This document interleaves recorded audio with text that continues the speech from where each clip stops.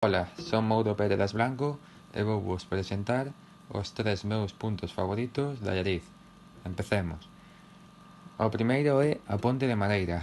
Un dos meus sitios favoritos é a Ponte de Madeira, que está sobre o río da Noia. É unha ponte do arquitecto César Portela. Mirando por un lado podemos ver a fábrica de curtidos e un muiño do burato que agora funcionan como restaurantes, e se miramos para outro lado temos unhas vistas do río. Na súa cúpula central hai 2 bancos para poder sentarse e disfrutar das vistas. O meu segundo punto favorito é a Baleira. Outro dos meus sitios favoritos de Allariz é a Baleira, un sitio onde se celebran festas, celebracións, feiras e tamén sirve de aparcamento.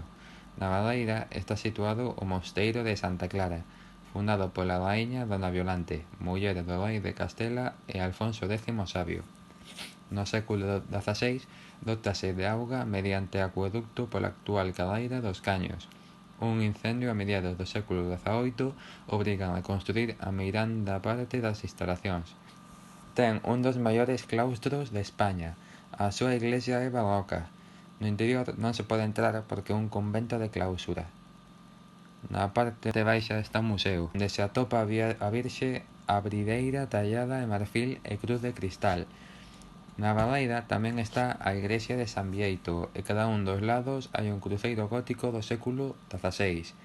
A iglesia de San Bieito coménzase a construir a finais do século XVIII, remátase a mediados do século XIX. A fachada é sinxela, que remata nunha torre campanario de varios corpos. No seu interior bóvedas de canón na nave. O retablo dedicado a Santiago, obra renacentista con influencias casteláns do século XVI. A fonte da Baleira é un gran símbolo de Allariz desde a súa construción por Miguel Ferro Cabeiro. O terceiro punto que vou vos presentar é a Praza de Abaixo.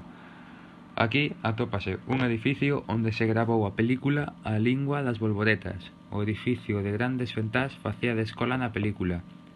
Esta praza tamén dá unha fachada da iglesia de Santiago que comezou a construirse a finais do século XI, ao mesmo tempo que se iniciaba a construción da Catedral de Santiago de Compostela. É a máis destacada das iglesias románicas de Allariz e unha das máis bonitas do románico rural galego. A fachada norte que dá á praza é do século XII e recorda a tradicións prerrománicas nos modillóns cilíndricos.